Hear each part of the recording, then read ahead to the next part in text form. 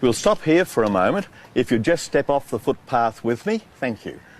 Now, this may be a little bit of modern history, but you're looking at Thomson Bay. You remember I spoke about Thomson earlier, the first settler here? The bay is named after him. Now, just as a matter of interest, this is purely modern history. You'll notice all those moorings out there. During the summer, Christmas breaks, you could walk from one end of the bay, the south end, to the north end and not get your feet wet. There'd be that many boats in this bay. Also, this bay is home to 6 shipwrecks. The first one was in 1842, out on the reef out there, and the last one, coincidentally, was in 1942 on the sand over there. So we still have shipwrecks in this bay. Looking down here, this is called Vincent Way. Now, Vincent Way has been recognised as one of the best preserved 1800s precincts in Australia. Right, this is the first house we're going to look at. Built in the late 1840s, of limestone from the quarries I mentioned, which is around about 100 metres to the west of me now, which today, incidentally, once again, we make use of everything. It's a mini golf course and a family fun park. All of the work was done by Aboriginal prisoners, and most of them had never seen a cross-cut saw before today, and they just cut as and when they could. But the whole building was built like you can see this wall here.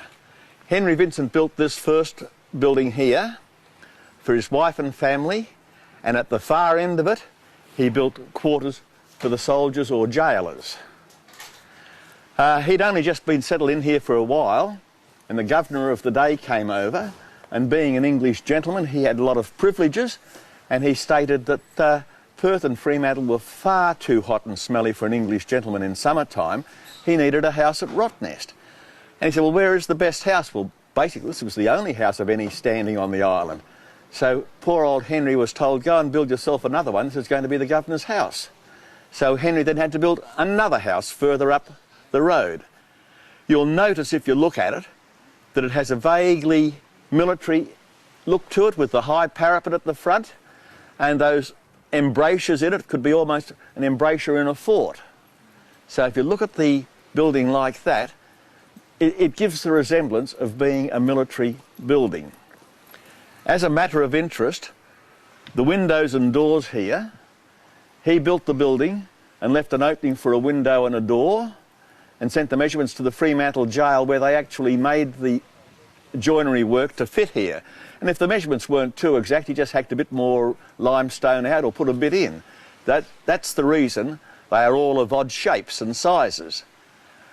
We can also deduce from it who was making these windows and doing the glazing in the Fremantle jail. And if they were English, they had a window like this with very small panes of glass. And if they were continental, as further up you'll see, the windows have larger panes of glass. And that's the difference between the two areas. You can walk along here now and have a look. Today, it's holiday accommodation, and this is the best holiday accommodation on the island. They sleep 6 to 8 minimum in each cottage, so if you break it back to a bed price, it's quite reasonable. But just have a look at all these buildings. They're so alike, and they are restored to as close as original as we can make it, and still have accommodation that people would desire today.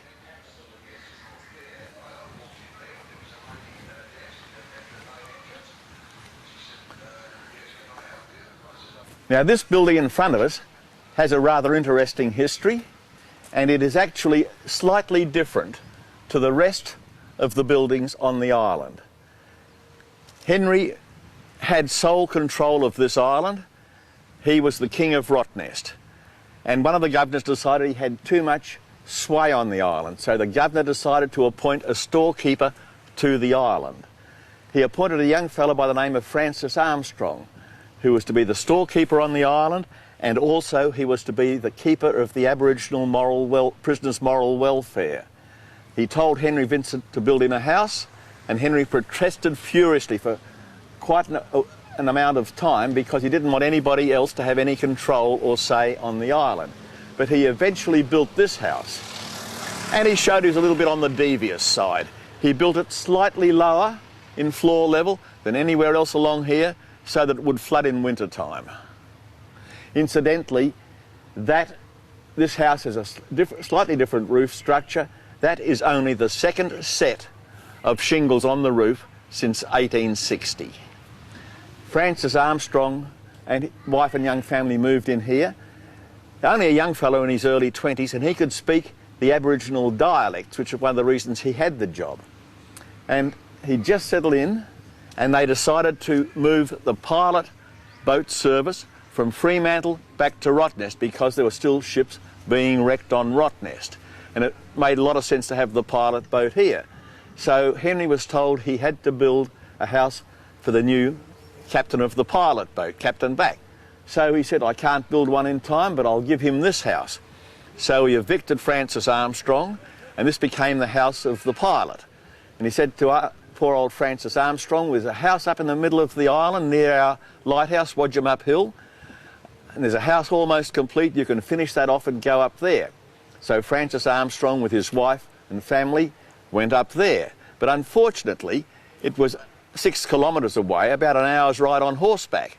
He was having to get up at 2 and 3 o'clock in the morning to get down here to open the store to provide the pork, the cabbage, the porridge, etc. for the day for the cooks. And it got to the point where he went back to the mainland.